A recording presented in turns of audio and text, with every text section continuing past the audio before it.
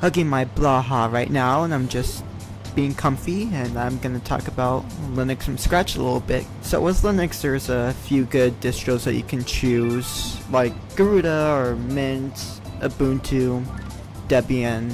They're very good for beginners because it just plug and play, works out of the box most of the time. There are some cases where it doesn't, but a lot of users go the more minimalist route. They choose distros like Arch, Gentoo, Void, Bedrock. Arch is more so a minimalist binary distro where you can pick and choose whatever you want. Gentoo has its same principle, but instead of binary, you compile everything except for the NVIDIA driver probably counts too. It's just a proprietary version of a compilation suite, I guess. I don't know how Gentoo does it. Void is more minimalist in the sense that you have different versions of libc out of the box, but still very much binary. Like you have musl and you have glibc, which glibc and GNU utils are pretty bloated, so musl-c exists. You also have openrc and runit. Bedrock, I don't know much about Bedrock, but I know that's very minimalist in nature. So those are the minimalist distros that most people go for if they want minimalism. Gentoo is a little bit more on the tech savvy side, so is Void. Probably Bedrock too, but there's the classic meme of I use Arch by the way, which has become a caricature of itself now that Arch install exists.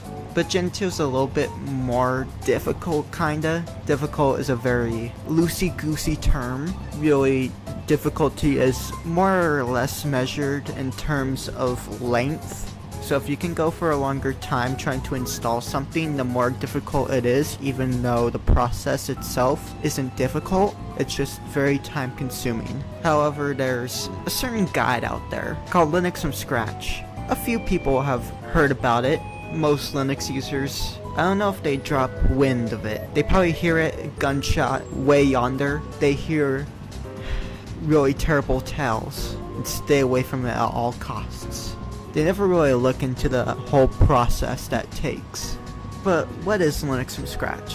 As I said, it's basically just a guide, but it could also be considered a distro because what the guide tells you to do is make your own distro, which is suited to compiling even more stuff if you really wanted to. You could have a fully dev environment, you can have a fully gaming system if you wanted to, although the instructions are a little bit scuffed. I'm hoping to fix that in the future with my own videos, but the guide itself does not lend itself well to doing that. It could be a server if you really wanted it to. There's a lot of possibilities with Linux from scratch that a lot of people don't really consider, because for LFS it's usually just considered the most minimalist you can go to have a functioning system, which at the end of the day it's just a Linux kernel, GNU utils, and some compilation software, which I think is fully usable at this point in my Linux time, I suppose, calling it time.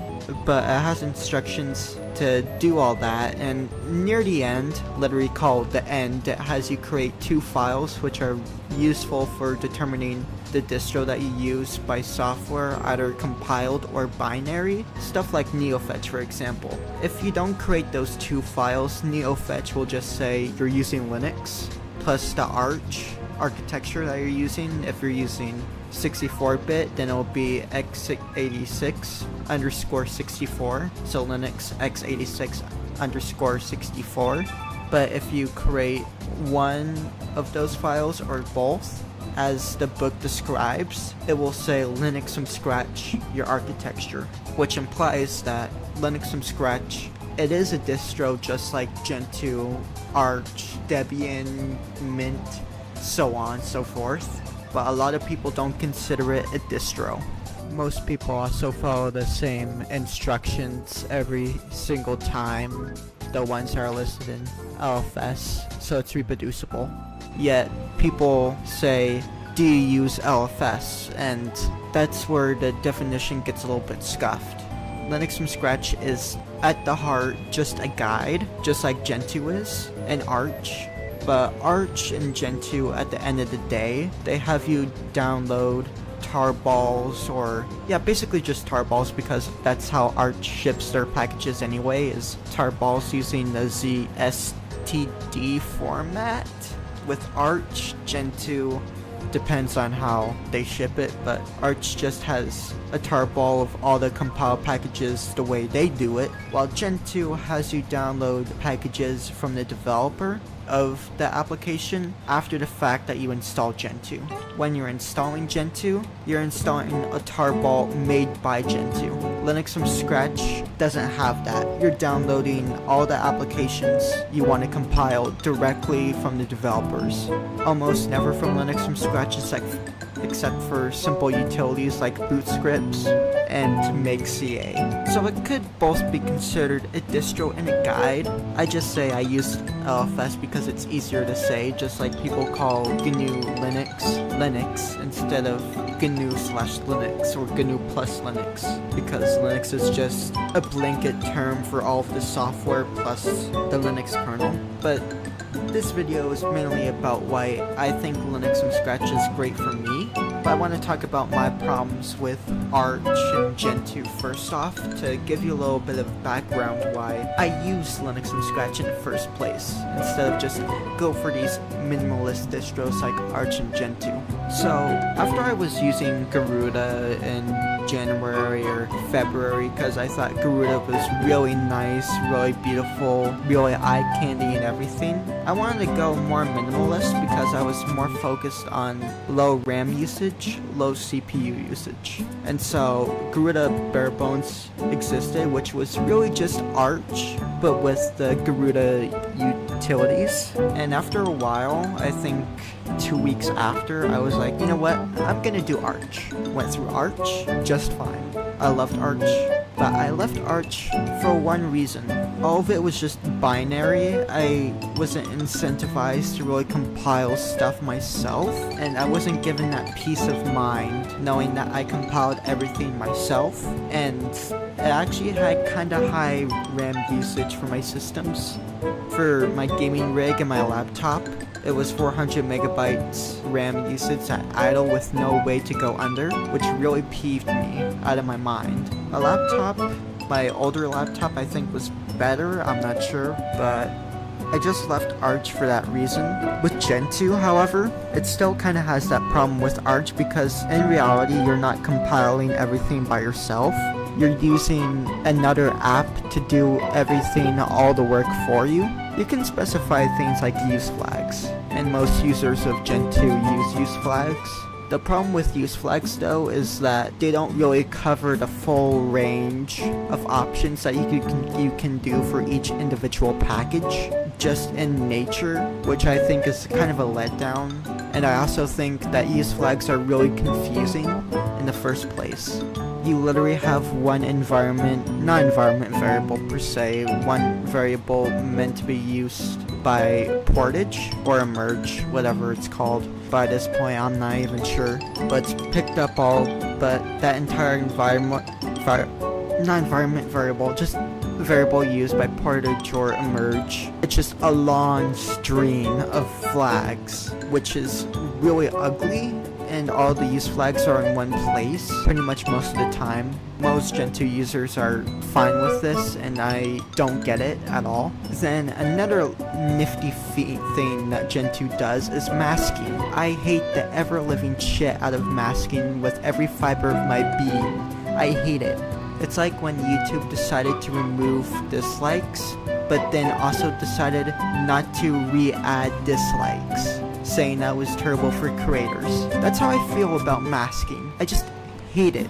I really do, and masking is sometimes caused by the architecture, if you're using multilib, or if you are using packages that have licenses, which Gen 2 screams at you because you didn't accept, even though you just want to install that software. You don't care about the licenses in the first place, you just want to use the software like you can on Arch. And that ties me into Steam, which I tried to install on Gen 2. Didn't go well. Hated the process. I couldn't get it to install because it was mask after mask after mask after mask, usually involving Python because of my architecture, which was still AMD 64. I was really peeved.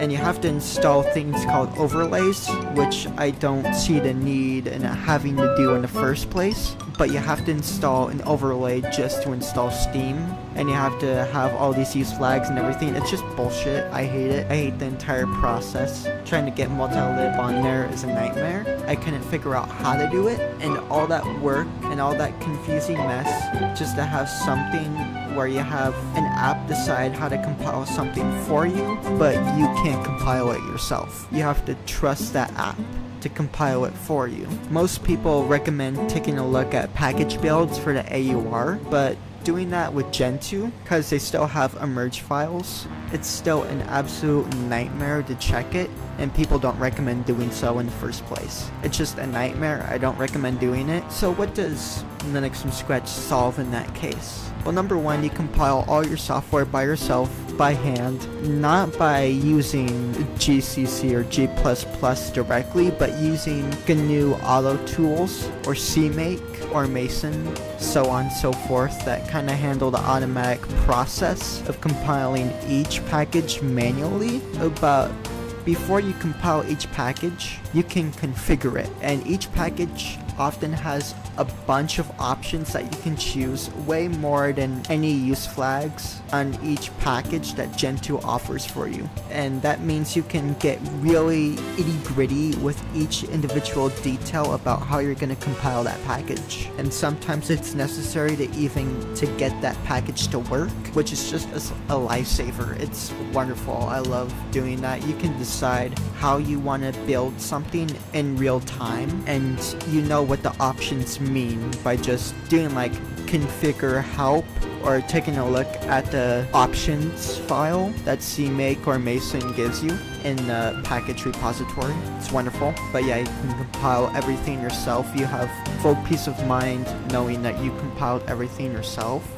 And number two, everything is actually rather straightforward when you're compiling everything yourself and you know what the hell's actually going on. You're not specifying one or two flags saying, hey, you want this specific task done, when the thing that you're trying to solve has an overarching collection of things that you need to do to give you peace of mind knowing that everything is done the way that you wanted it to. Having multi-lib support is really easy once you know the process, but it's easier to get that multi-lib support before you go with beyond Linux from scratch. But once you know that entire process of how to install both 64-bit and 32-bit libraries, it's really simple and you'll just be a wizard. As I said before, Linux from scratch is really minimalist by nature because you're only installing the things that you need. Even the LFS guide, you can skip one or two packages like GNU if you want to skip testing completely.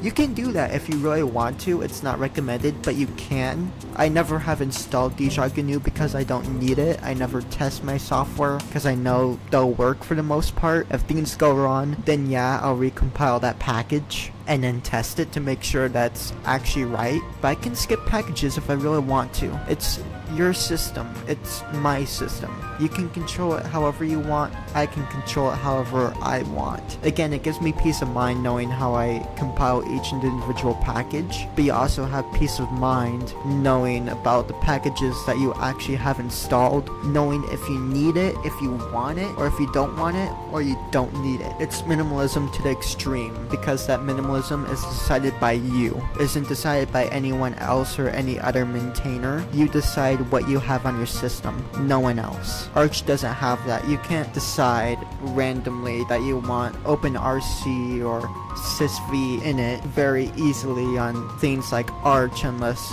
you have already done Linux from scratch and know how to do that, or you don't even have profiles. You just go ahead and do that route, whatever route that you want to go for. You just do it. You don't ask, you don't tell the system what you want, you just do what you want, and there's no real big complications with doing so. It's very straightforward. That also brings me to my next point about, again, my system. I can do whatever the frick I want. You see many distros like Fedora or Red Hat dropping Xorg X11 in favor of Wayland, and the users often have no decision about it. It's kind of the same problem with Windows to an extent, but it's a lot better when it comes to Linux because the users still have some control, but it's really a hassle. With Linux from scratch, the only thing stopping you from installing a program is if the developer themselves has removed you the ability to download the package or took away your ability to compile that package. If you can still compile that package and run it, everything is fine. No one's going to take away your access from running that. Some apps in the future may deprecate Xorg, X11, whatever it's called, but you can just decide not to upgrade. Hell, with Linux from scratch, you're not forced to upgrade. You can upgrade whenever you want, or just not upgrade at all. With Steam, it may force you to upgrade to newer NVIDIA driver, which means that you should also upgrade your Linux kernel.